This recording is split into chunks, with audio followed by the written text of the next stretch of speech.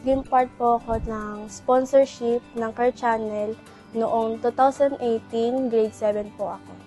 Ang mahalagang aral na natutunan ko po sa pagiging part ng sponsorship ng Care Channel is kailangan ko pong maging disiplina sa sarili at kailangan pong ma-maintain ang grade.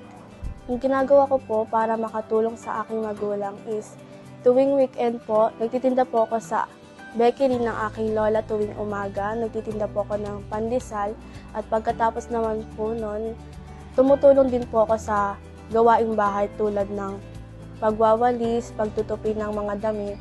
Ang nais ko pong sabihin sa aking sponsors at Care Channel is marami pong salamat dahil naging part po ako ng programa na ito at sana po makatulong pa po sila sa katulad ko na aspiring na may pangarap po.